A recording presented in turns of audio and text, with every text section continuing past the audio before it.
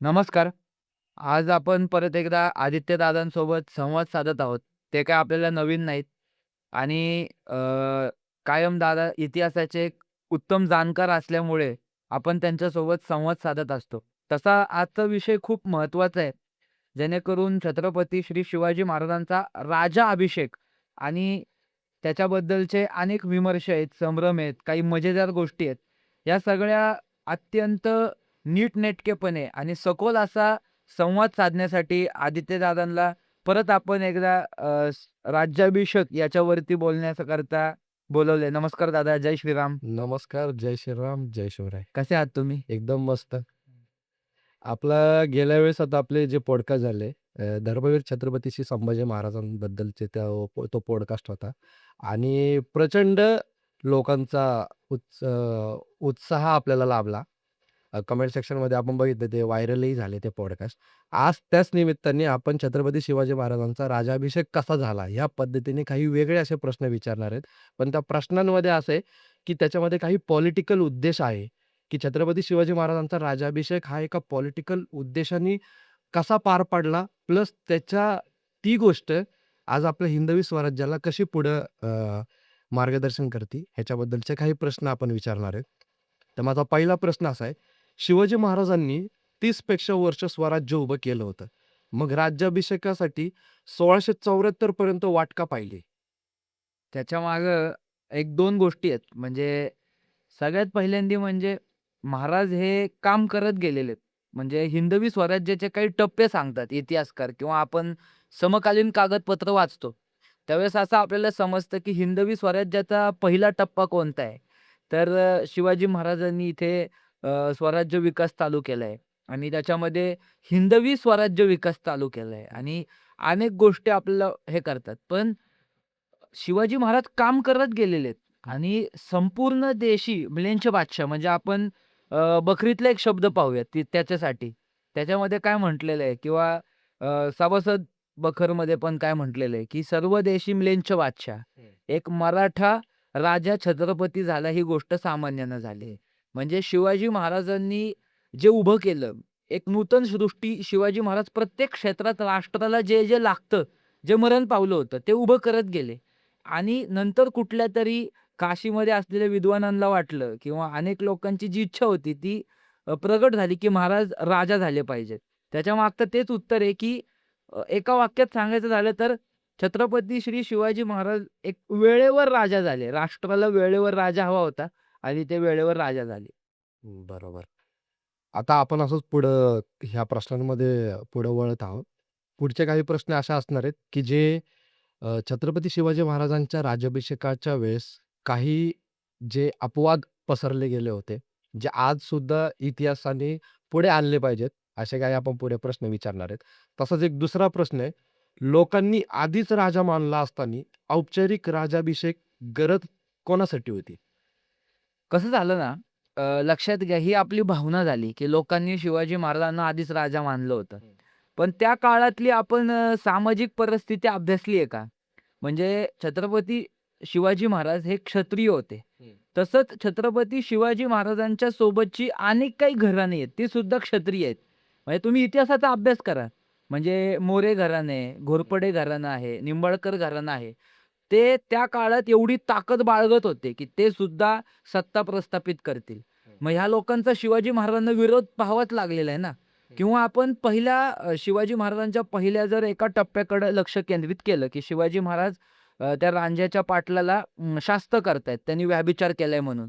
तर तिथं तो काय म्हणतोय, की अ, "तू तू कोण शासन करणारा आम्हाला?" म्हणजे महाराज जी शासन व्यवस्था प्रस्थापित करतायत किंवा शिवाजी महाराज राजा म्हणून समोर येतायत त्या कालखंडात.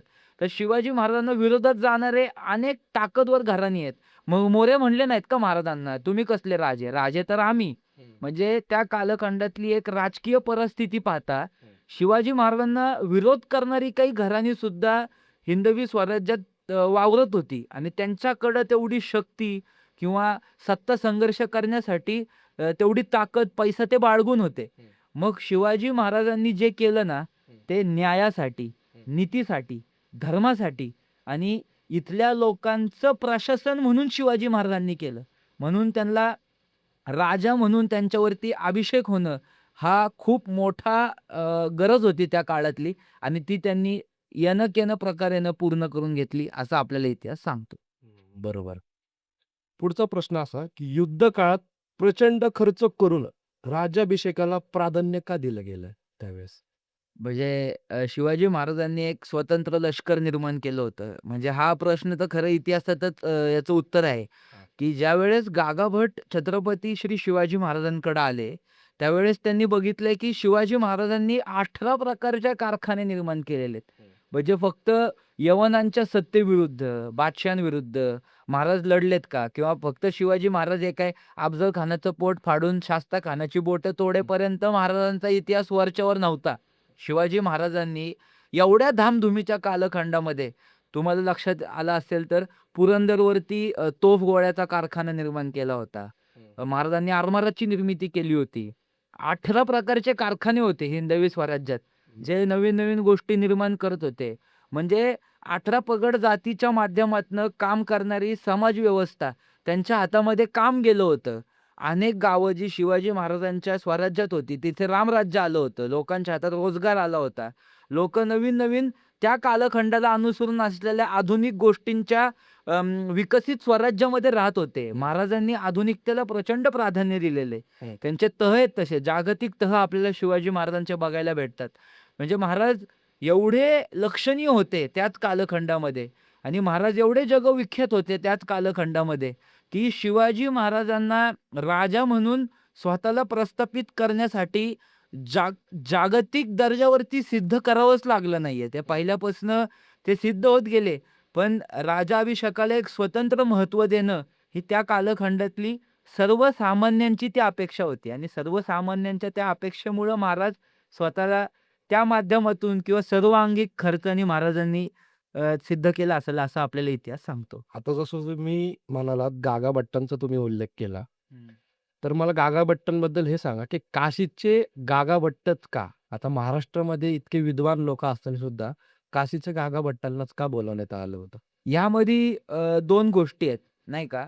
सगळ्यात मोठा भ्रम मी तुमचा दूर करतो, की काशीमध्ये याचे 3 मुद्दे आहेत. याचे 3 याच्यात उत्तरं द्यावे लागतील, की छत्रपती श्री शिवाजी महाराजांना राजाभिषेक झाला पाहिजे. हे काशीच्या गागाभट्टांना कधी वाटलं, ज्यावेळेस औरंगजेबानी तिसऱ्यांदी काशीच्या विश्वेश्वरावर घाला घातला. हं. दुसरे काही कागदपत्र जे विजयराव देशमुखांच्या देखरेखीखाली आले होते. त्यांच्या म्हणण्यानुसार, की तिथल्या समर्थ संप्रदायात कार्य करणाऱ्या काही लोकांना असं वाटलं, की एवढं मोठं धर्माचे जाणकार असलेले गागाभट्ट जे आहेत, त्यांनी शिवरायांच्या कुलपुरोहितांना मार्गदर्शन करून शिवरायांना तख्ती बैसवावे. म्हणजे शिवाजी महाराजांना एक स्वतंत्र सिंहासन असावं, हा एक दाखला आहे. हं. याच्यामध्ये समर्थ संप्रदायाला ओव्हर ग्लॅमराइज्ड मी करत नाहीये. हं. जे आहे ते मी तुम्हाला सांगतोय. आणि तिसरा सगळ्यात महत्त्वाचा मुद्दा आहे, की गागाभट्टांना असं का वाटलं, तर ते स्वतः इथं स्वराज्य पाहायला आलेले आहेत. म्हणजे त्यांनी हे सगळं पाहिलं, शिवाजी महाराजांनी एवढं सगळं निर्माण केलेलं आहे आणि त्यांच्या लक्षात आलं, की उत्तरेमध्ये एक 4-4, 5-5 हजारी मनसबदारी भेटली तर त्याचा तामझामा केला जातो आणि शेवटी गुलाम कोणाचे? परकीय सत्ताधाऱ्यांचेच गुलाम. बरोबर. पण शिवाजी महाराजांचं स्वतंत्र हिंदवी स्वराज्य बघितलं. इथं धर्माला दिलेलं प्राधान्य बघितलं आणि साक्षात छत्रपती श्री शिवाजी महाराज हे गागाभट्टांसोबत वेदांतावर चर्चा केलेली आहे शिवाजी महाराजांनी. म्हणजे असं नाही की लोकांना धर्मच माहिती नव्हता. हं. शिवाजी महाराजांनी गागाभट्टांसोबत वेदांतावर चर्चा केल्याचे काही अस्सल दाखले आपल्याकडे उपलब्ध आहेत. याच्या व्यतिरिक्त गागाभट्टांसोबत छत्रपती श्री शिवाजी महाराजांनी अ, मंडन मिश्रा आणि आद्य शंकराचार्यांमधला संवाद तुम्ही तुमच्या बुद्धिमत्तेवर, कल्पकतेवर लिहून काढताल का? असं सुद्धा सांगितलेलं आहे. आणि सगळ्यात महत्त्वाचा मुद्दा मी जो म्हटलं, की ते सांगितलं पाहिजे, की इथं विद्वान असताना पण इथे 2 गोष्टी होत्या, की छत्रपती श्री शिवाजी महाराज ज्यावेळेस शासन करत असत किंवा न्यायदान करत असत, त्यावेळेस ब्राह्मणांची जी इथे थोडीशी हे होती, वर्चस्ववाद होता किंवा मक्तेदारी होती. तर तिथं न्यायदानाला प्रॉब्लेम्स येत होते. ज्यावेळेस एखाद्या ब्राह्मणाला न्यायदान करायचं असेल, तर त्याच्यासाठी स्वतंत्र पंडितांची फळी नेमावी लागत असत किंवा त्यांच्यामार्फत न्यायदान करून घ्यावं लागत असत. हं. पण असं काही ब्राह्मणांना वाटत होतं. हां. जसं की मी तुम्हाला सांगतो महादेव भट महाबस असतील हं. किंवा प्रभाकर भट असतील, त्यांचा मुलगा शंकर भट असेल. शंकर भट होते, त्यांचा मुलगा प्रभाकर भट होता. या सगळ्यांना वाटत होतं, की न्यायदान देण्याचा अधिकार कोणाकडे आहे? क्षत्रियाकडे आहे. हं. आणि ते क्षत्रिय म्हणून शिवाजी महाराजांवरती विधी झाला पाहिजे. त्यामुळे गागा भट्टांना ज्यावेळेस इथं बोलावलं, कारण ते विद्वान होते आणि त्यांच्या विद्वत्तेला विरोध करण्याची ताकद कोणाकडेच नव्हती. हं. म्हणून गागा भट्टांना हिंदवी स्वराज्यामध्ये बोलावण्यात आलं हं. आणि छत्रपती श्री शिवाजी महाराजांचा विधिपूर्वक राज्याभिषेक केला पाहिजे हा विचार गागा भट्टांनी शिवाजी महाराजांसमोर प्रस्थापित केलाय, असा आपल्याला इतिहास सांगतो. अगदी. आता राजा आणि छत्रपती. बघा, राजा आणि छत्रपती ह्या दोघांमध्ये सत्ता आणि जबाबदारीचा काय फरक आहे? म्हणजे काय आहे, राजावरती हिंदू पद्धतीनुसार छत्रपती हा एक विधी आहे. हं. म्हणजे त्या राजाच्या मस्तकी छत्र धरलं जातं हं. आणि त्या राजाच्या मस्तकी ज्यावेळेस छत्र धरतात ना, हं. त्यावेळेस तो सार्वभौम त्या भूमीचा पती होतो. म्हणजे ती भूमी त्याची पत्नी होती आणि तो राजा त्या भूमीचा पती होतो. तर त्याच्यामध्ये ज्यावेळेस तो सत्ता म्हणजे आत्तापर्यंत महाराज एक अ, म्हणजे घोषित राजे नव्हते लोकांसाठी. म्हणजे लोकांच्या मनामध्ये शिवरायांबद्दल तो भाव असेल, पण महाराज एक घोषित राजे नव्हते. तर तिथं मला असं वाटतं, की छत्रपती झाल्यामुळं एक जी सार्वभौम मान्यता मिळाली शिवाजी महाराजांना जागतिक दर्जावरती, ती मान्यता छत्रपती होईस तोपर्यंत कदाचित मिळाली नसती, असं हं. इतिहास आपल्याला सांगतो. आणि दुसरा म्हणजे एक असा महत्त्वाचा प्रश्न आहे अजून, की जसं महाराष्ट्रातल्या सगळ्या जनतेला माहिती आहे, की छत्रपती शिवाजी महाराजांनी त्यांच्या आयुष्यातले म्हणजे निम्म्यापेक्षा जास्त दिवस किंवा जास्त वर्ष त्यांनी राजगडावरती दिले. मग राज्याभिषेकासाठी त्यांनी रायगडच का निवडला? शिवाजी महाराजांचा शब्द सांगू का तुम्हाला? हां. की शिवाजी महाराजांचा शब्द याच्यासाठी आहे, की तख्त स्थापन करण्यासाठी रायगड हा योग्य आहे. त्याच्यामागे 2 कारणं आहेत. एक भौगोलिक कारण असं आहे, जे दुर्ग कारणाचे अभ्यासक आहेत, हं. त्यांच्या दृष्टिकोनातून, की छत्रपती शिवाजी महाराजांचा जो रायगड आहे, तो अनेक किल्ल्यांनी वेढलेला आहे आजूबाजूच्या. तर त्यामुळं एकदम आक्रमण रायगडावरती करणं अशक्य होतं त्या कालखंडामध्ये. हां. आणि दुसरी गोष्ट अशी आहे, की राजगडाच्या बऱ्याचशा गोष्टी म्हणजे कदाचित शत्रूचं पण परीक्षण असतंच ना राष्ट्राचं. हं. त्या बाबतीत जे आपलं हिंदवी स्वराज्य विकसित झालं होतं, त्याच्यामध्ये राजगड हा अनेक वेळा, अनेक मार्गांनी शत्रूच्या नजरेस त्याचं परीक्षण झालं असावं त्या कालखंडामध्ये. म्हणून शिवाजी महाराजांच्याच शब्दाचा जर आपण विचार केला, तर शिवाजी महाराजांनी योग्य असं म्हणजे पाहायला गेलो आपण तर देवगिरीचा किल्ला जास्त हे आहे, विकसित आहे, भक्कम आहे, उंच आहे. रायगडाचीच का निवड केली शिवाजी महाराजांनी? तर त्याचं कारण तेच आहे. शिवाजी महाराज स्वतः म्हणतात, नैसर्गिकरित्या तो खूप संरक्षण देणार आहे, पहिली गोष्ट. आणि दुसरी गोष्ट म्हणजे महाराजांनी लष्कर ठेवण्याच्या बाबतीत, कारखाने निर्मितीच्या बाबतीत, बाजारपेठा आहेत त्या हं. किल्ल्यावरती. हं. असा सगळ्या अंगाने ती राजधानी म्हणून सर्वोत्तम आहे. म्हणून शिवाजी महाराज म्हणतात, तख्त स्थापन करण्यासाठी रायगड हे योग्य स्थान आहे, असं शिवाजी महाराजांचा शब्द आहे. अच्छा. राज्याभिषेकाच्या वेळेस तिथं बरीचशी लोकं उपस्थित होते. पण मोरोपंत पिंगळे यांना विशेष स्थान का दिले? कारण मोरोपंत पिंगळे जे अष्टप्रधानामध्ये होते किंवा आता हे अष्टप्रधान मंडळाचं पण एक विशेष कार्य आहे बरं का शिवाजी महाराजांच्या जीवन हं. पद्धतीमध्ये. त्याच्यामध्ये सगळ्यात जुने जाणते जे होते ना, जुने जाणकार जे होते, हं. त्या जुन्या जाणकारांमध्ये किंवा एक अनुभवी प्रत्येक गोष्टीला प्रशासन व्यवस्थेत प्रस्थापित करणारे एक मोरोपंत होते. म्हणून मोरोपंतांना एक योग्य स्थान दिलं असावं, असं इतिहास आपल्याला सांगतो. आता माझ्या मते म्हणजे मी असं कुठेतरी ऐकलंय, की राज्याभिषेकाच्या वेळेस तिथे 20,000 पेक्षा जास्त लोकं होती. कदाचित 40,000 ते 50,000 वरती लोकं होती. प्रत्येकजण वेगळ्या जाती धर्माचा माणूस होता. प्रत्येकाची खाण्याची पद्धत, प्रत्येकाची खाण्याची एक आवड वेगळी होती. कोणी मांसाहारी होतं, कोणी शाकाहारी होतं. छत्रपती शिवाजी महाराज हे पूर्णतः शाकाहारी होते. असं कुठं आपल्याला ऐकायला भेटतं. तर एवढ्या लोकांचं मॅनेजमेंट तिकडे कसं करण्यात आलं? एका गोष्टीची दुरुस्ती करतो, की छत्रपती श्री शिवाजी महाराजांच्या आहाराबद्दल जी माहिती आलेली आहे, हां. त्यामध्ये महाराज हे शाकाहारच करत होते असंही कुठं नमूद नाहीये हां, हां. आणि ते मांसाहारच करत होते असं कुठं नमूद नाहीये. हं. पण एका ठिकाणी एक इंग्रज अधिकारी अशी नमूद करतो, की हे खिचडी एक एक वेळेस खिचडी खातात. त्यांचा आहार उत्तम आहे आणि ते दिसायला अत्यंत सुंदर आहेत, असं एक वर्णन आलेलं आहे. पण एकाच ठिकाणी तसं आलं. याचा अर्थ असं सिद्ध होत नाही, की शिवाजी महाराज शाकाहारीच असतील. पण आता तुम्ही विचारलेल्या प्रश्नाकडे येतो, की छत्रपती श्री शिवाजी महाराजांनी एवढ्या सगळ्या लोकांची सोय कशी केली असेल किंवा ह्या सगळ्या गोष्टींची विभागणी किंवा खाण्याच्या पद्धती ह्या कशा केल्या असतील. तर हेनरी ऑक्झिंडन त्याचं खिचडी खाऊन पोट बिघडलं होतं. तर त्यांनी शिवाजी महाराजांच्या याच्यात विनंती केलेली आहे राजाभिषेकाच्या वेळेस, की मला माझ्या पद्धतीचा आहार देताल का तुम्ही? त्यावेळेस शिवाजी महाराजांनी त्यांना स्वतंत्र तंबू बांधून देऊन त्यांना अर्ध्या बकऱ्याचं जेवण पुरवल्याचा उल्लेख आपल्याला इतिहासामध्ये आढळतो. म्हणजे जी एवढ्या मोठ्या राज्याभिषेकाची पूर्ण व्यवस्था सगळ्यांनी व्यवस्थितपणे केली असणार आहे, त्याची विभागणी केली असणार आहे, असं आपल्याला इतिहास सांगतो. तुम्ही आता जसं हेनरी रेविंग्टनचं नाव घेतलं, तसंच हेनरी ऑक्झेंडन सुद्धा होता. तर हेनरी ऑक्झेंडननी जेव्हा त्याच्या डोळ्यासमोर हा राज्याभिषेक चालू होता, त्यावेळेस त्यांनी ते ब्रिटिश एम्पायरलाही त्यांनी फ्युचर थ्रेट म्हणून समजलं असेल का त्यावेळेस? किंवा काय त्याची भावना असेल? नाही, नाही, नाही. तर मुळातच ह्यांना जे पाठवलं होतं ना गडावरती, हां, त्यांच्यासोबत एक दुभाषिक आहे नारायण शिंदे नावाचा. हां, ते निनाद काका कायम त्याचं नाव घ्यायचे हां, त्यांच्या कागदपत्रांमध्ये वगैरे. हां.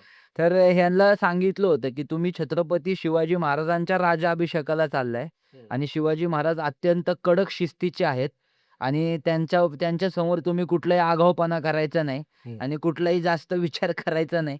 त्यामुळं ती लोकं अत्यंत शिस्तीने आणि महाराजांचा राज्याभिषेक पाहण्याकरता आले होते. पण ते आपण म्हणतोच ना, की आतापर्यंत इंग्रजांनी कधी कोणाचं कौतुक केलं नव्हतं.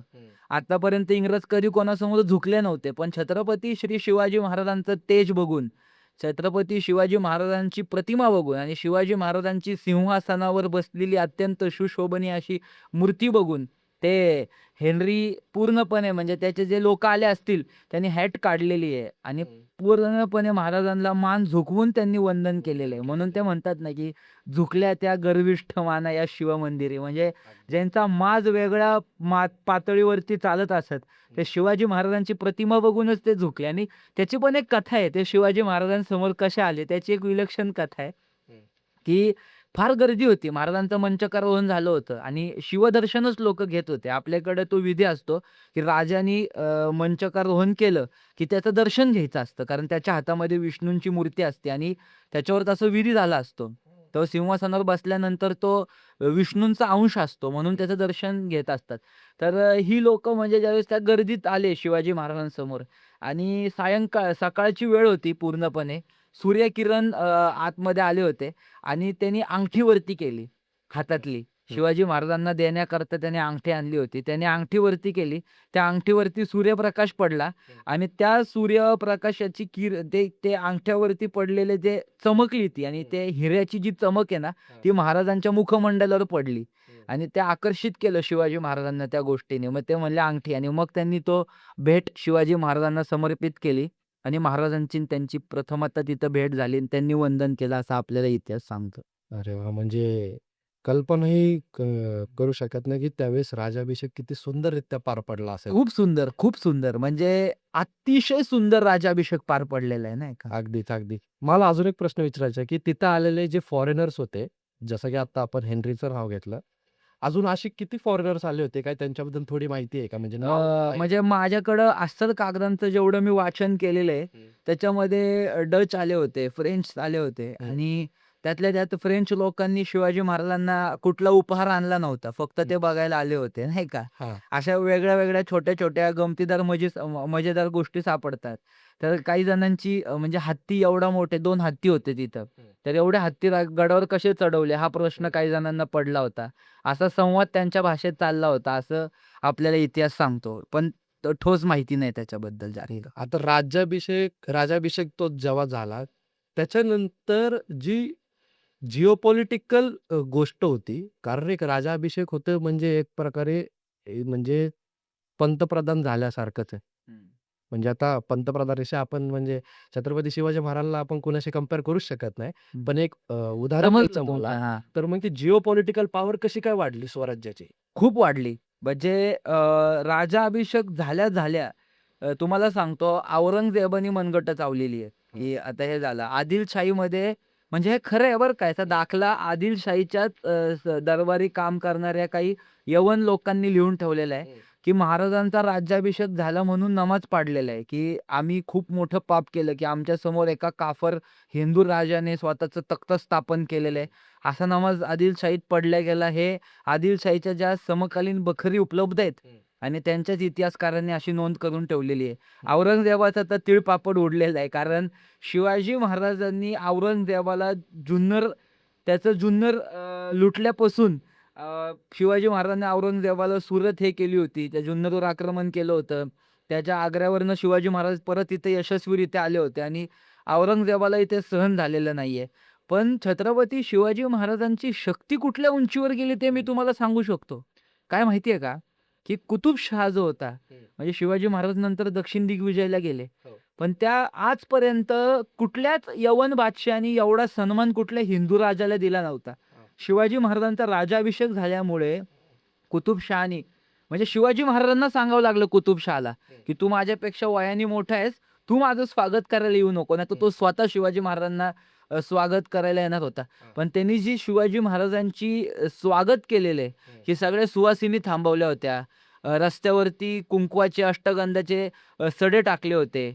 शिवाजी महाराजांच्या हिंदवी स्वराज्याच्या ध्वजाला वेगळं स्थान त्याच्या राज्यात दिलं होतं. आणि एका वाक्यात सांगायचं म्हणजे हां. छत्रपती श्री शिवाजी महाराजांना त्याच्या बरोबरीचं आसन दिलं. कारण शिवाजी महाराज एक स्वतंत्र हिंदूंचे राजे झाले होते. त्यामुळं ते शक्य झालं. आता त्या काळामध्ये असं होत होतं, की जोपर्यंत छत्रपती शिवाजी महाराजांचा राज्याभिषेक होत म्हणजे झाला नव्हता, त्याच्या आधीपर्यंत जे काही यवनांनी आणि जे इतर परप्रांतीय लोकांनी, पोर्तुगीज, डच आणि ब्रिटिशर्स ह्या लोकांनी जेव्हा आपल्या हिंदवी स्वराज्यावरती आक्रमण केलं होतं, म्हणजे एक प्रकारे जर का कुठलाही व्यवहार करायचा असेल, तर त्यांचे नाणे शिक्के पाहिजे होते. ही संकल्पना सुद्धा बदलण्यात आली, जेव्हा छत्रपती शिवाजी महाराज हे छत्रपती पदाने समोर आले. त्याच्यानंतर आपल्या स्वराज्यामध्ये नाणी आली, शिक्के आले. ह्याचा कसा प्रसार वाढला? नाही, नाही. मी एका गोष्टीची ते दुरुस्ती करतो, की हं. छत्रपती शिवाजी महाराजांचं अर्थकारण हे मी खूप सखोल अभ्यासलेलं आहे. हां, तर एक गोष्ट लक्षात घ्या, मी तुम्हाला शहाजी राजांचं एक पत्र आहे, ज्यावेळेस हां, शिवाजी महाराजांना ते बंगळुरूवरनं परत पाठवतात. हां. तर साधारण एक 1646-47 सालचं पत्र आहे. हं, त्यामध्ये शिवाजी महाराजांसोबत अष्टप्रधान दिलेले आहेत शहाजी राजांनी. हं, हिंदवी ध्वज दिलेला आहे. शिवाजी महाराजांची एक मुद्रा आहे, स्वतंत्र मुद्रा आहे. शहा सुनो शिवशाही हे आपल्याला हं, माहिती आहे. हं, ज्यावेळेस शिवाजी महाराज छोटं-छोटं राज्य विकसित करत गेले ना, त्याच वेळेस शिवाजी महाराजांनी कदाचित भविष्याचा विचार केला असेल. त्याच वेळेस शिवाजी महाराजांनी स्वतःचं नाणं प्रस्थापित केलं होतं. हं, हां, त्या नाण्याची सार्वभौम किंमत वाढली असेल नंतर मग शिवाजी महाराज राजा झाल्यानंतर ते नाणं आपण जसं हं, म्हणतो ना, चलन विकसित होणं किंवा त्या चलनाची किंमत वाढणं.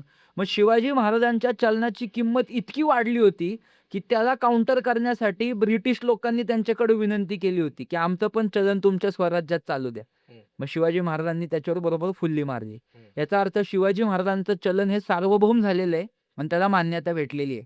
त्याच्याशिवाय परकीय लोकं त्याला काउंटर करायला स्वतःचं चलन राज्यात चालू देतील असं नाहीये. असं आपल्याला समजतं. बरोबर. पण शिवाजी महाराजांनी अर्थस्थापना करताना त्यांची जी काही नाणी आहेत, ते तर आता समकालीन पुरावा नाहीये. ते किती नाणे घेतल्यानंतर काय मिळत होतं वगैरे. पण साधारणपणे त्यांनी ते आधीच प्रस्थापित केलं होतं. राज्याभिषेक झाल्यानंतर त्याला सार्वभौम मान्यता त्याची वाढली असेल, असं माझं मत आहे. छत्रपती शिवाजी महाराजांचा जेव्हा राज्याभिषेक झाला, राज्याभिषेकानंतर जे काही बाहेरचे जे आक्रमक होते, जे की त्यावेळेस उपस्थितही होते त्या राज्याभिषेकाच्या टायमिंगला. तर ह्याचा इफेक्ट कसा पडला मराठा नेव्हल म्हणजे जे भारताचे किंवा महाराष्ट्राचे किंवा भारताचे जे सगळे समुद्र किनारपट्टी आहे, जिथं त्यांचा सगळा बंदरगाह असायचा, परत त्यांचे व्यवसाय चालायचा. ह्याच्यावरती कसा इम्पॅक्ट पडला आपला? छत्रपती शिवाजी महाराजांचं जे युद्ध कौशल्य आहे ना, हां, ते अभ्यासल्यानंतर आपल्याला समजतं, की छत्रपती श्री शिवाजी महाराजांनी हे जे बंदर होते किंवा इथनं जे टॅक्स एक्झामिनेशन व्हायचं आपलं किंवा हां. टॅक्सेस मिळायचे, ते आधीच ताब्यात घेतले होते. हं, राजा होण्याच्या आधीच भरपूर महाराजांच्या हातात त्या सगळ्या अवस्था होत्या, की यांचे सगळ्यांचे नाळे महाराज आवळू शकतील. एवढे महाराज अहो महाराजांच्या म्हणजे महाराजांनी प्रचंड बारीक निरीक्षण करून ह्या सगळ्या गोष्टी मिळवलेल्या आहेत. पण त्यावेळेस छत्रपती शिवाजी महाराजांबद्दल एक वाक्य आहे, व्हॉईसरॉयर नाव आहे त्याचं. तर तो व्हॉईसरॉयर काय म्हणतोय, की आता मातीवरचा राजा पाण्यात उतरेल आणि तो सार्वभौम सत्ता त्याची प्रस्थापित झालेलीच आहे, झालेली होती किंवा करेल. पण आपल्याला आता पळून कुठं जायचं फक्त एवढ्या वाटा शोधा तुम्ही. म्हणजे शिवाजी महाराज एक राजा होत असताना किंवा शिवाजी महाराजांनी राजा झाल्यानंतर एक विलक्षण प्रतिभा प्रस्थापित केलेली आणि ती सार्वभौमरित्या सगळ्यांना मान्य करावी लागलेली. याच्यात दुमतच नाही काही.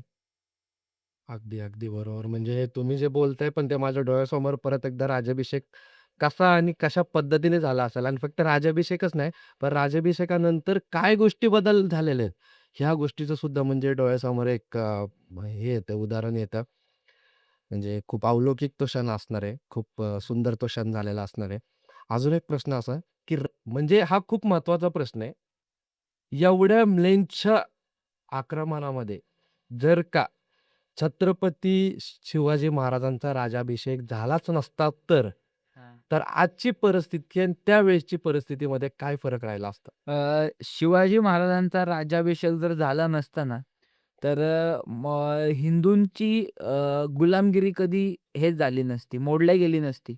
शिवाजी महाराजांच्या राज्याभिषेकामुळं काय-काय झालं माहिती आहे का तुम्हाला? हां, की जे पूर्ण देशांमध्ये जिथं-जिथं बायकांचे, हिंदू बायकांचे हां, आणि हिंदू पुरुषांची गुलाम म्हणून जी जागतिक विक्री होत होती, हां. ती शिवाजी महाराज राजा झाल्यानंतर पूर्णपणे थांबलेली आहे. देशामध्ये एक मराठाशाहीची एक परंपरा निर्माण झाली. हं, त्यामुळं मराठे राष्ट्रभक्त उद्देशाने लढत राहिले. हं. त्यामुळे आटकेपार झेंडे नेले. शिवाजी महाराज राजा झाले म्हणून ही गोष्ट झाली. पुढे संभाजी महाराजांनी जे संकट कालखंडामध्ये हे सगळं स्वराज्य जे सांभाळलं, ते स्वराज्य असं सांभाळलेलं आहे, की छत्रपती शिवाजी महाराजांच्या प्रेरणेचं अधिष्ठान त्या याला आहे.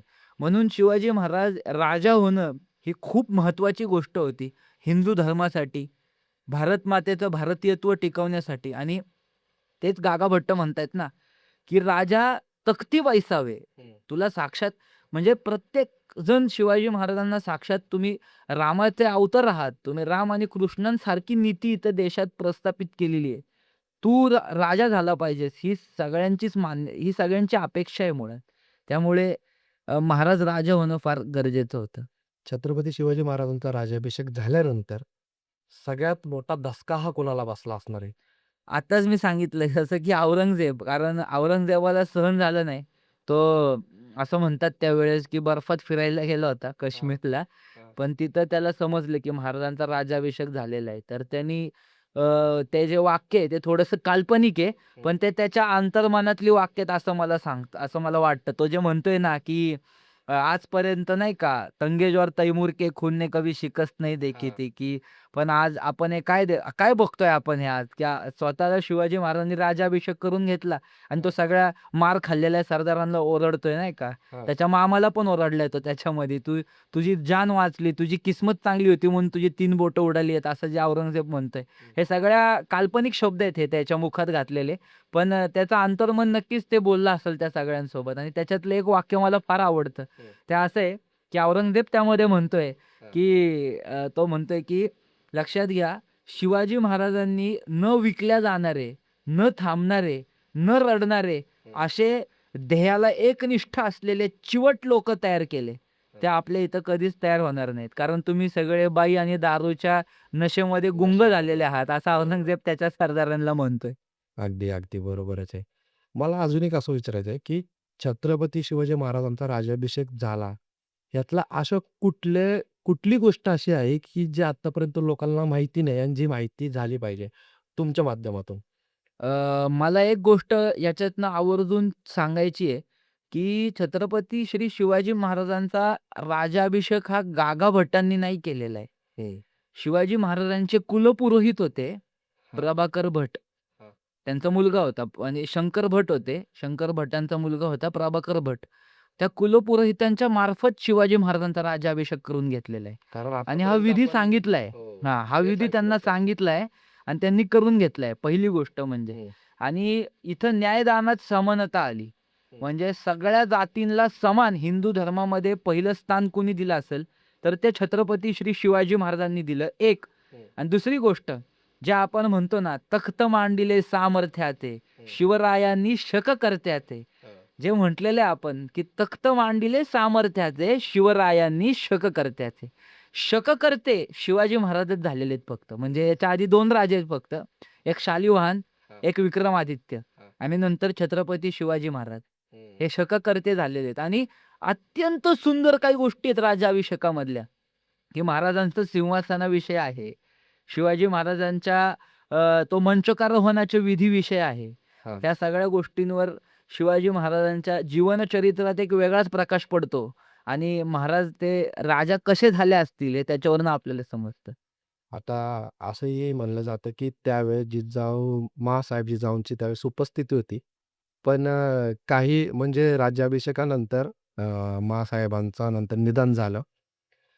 त्याच्यानंतर छत्रपती शिवाजी महाराजांच्या डोळ्यासमोर स्वराज्य कसं आलं असेल म्हणजे निर्माण? एकाच वाक्यात सांगतो म्हणजे आऊसाहेबांनी देह ठेवल्यानंतर शिवाजी महाराजांनी अश्वांचा अभिषेक मांडला होता, असा इतिहास आपल्याला सांगतो. म्हणजे अश्वांचा अभिषेक. म्हणजे ते खूप महाराजांच्या अंतःकरणाला खूप मोठा चटका बसला होता आणि संभाजी महाराजांच्या डॉक्युमेंटेशनमध्ये एक वाक्य सापडतं आपल्याला. हं. त्याच्यामध्ये असं म्हटलेलं आहे, छत्रपती श्री शिवाजी महाराज आईसाहेब गेल्यापासून म्हणजे त्यांच्या आईसाहेब हं. म्हणजे आऊसाहेब गेल्यापासून तो वैरागी दिसतात हे असं वर्णन केलंय इतिहासामध्ये. हं. म्हणजे महाराज पूर्णपणे आईचा विरह महाराजांना सहन झाला नाही असं आहे थोडक्यात ते. आता आपण म्हणतो, की म्हणजे तसा इतिहासातच आहे. छत्रपती संभाजी महाराजांना बाहेरच्याने नाही, पण आतल्याने फसवून दिलं. तसंच आता एखादा राजा छत्रपती व्हायला निघाला असेल, तर त्यावेळेस बाहेरच्या लोकांपैकी म्हणजे विरोध होतच असेल. पण आतली अशी कोण लोकं होती ज्यांचा विरोध होता, की छत्रपती शिवाजी महाराज हे छत्रपती नाही झाले पाहिजे? मी त्या घराण्यांची नावं नाही घेणार, कारण नावं घेतल्यानंतर खूप कॉन्ट्रोव्हर्सी होईल हां, किंवा अनेक लोकांना ते आवडणार नाही. हां. पण असे खूप घराणे होते, त्यांना योग्य शक्तीवरती स्थापन करावं लागलेलं आहे. हं. म्हणजे शिवाजी महाराज राजा बनतायत का? तर आम्ही पण त्या ताकदीचे आहोत. तर असे खूप घराणे होते आणि खरंच त्यांच्याकडे तेवढी सत्ता, शक्ती प्रस्थापित करण्याची हे होती. तर मग हे राज्य हिंदूंचं आहे. हो. हे सगळ्यांचं आहे. इथं सगळ्या जातींना व्यवस्थित समान न्याय आहे. तर त्या लोकांना व्यवस्थित हिंदवी स्वराज्यात एका सन्माननीय पदावरती प्रस्थापित केलं शिवाजी महाराजांनी असं आपल्याला समजतं. कारण बरोबर आहे ना, पैसा असेल, सगळं असेल, पण शेवटी छत्रपती शिवाजी महाराजांसारखा दृष्टिकोन कोणाकडे नव्हता ना. मग छत्रपती शिवाजी महाराजांनी ह्या लोकांची मनं सांभाळली असा आपल्याला इतिहास सांगतोच ना. अगदीच, अगदीच, अगदीच.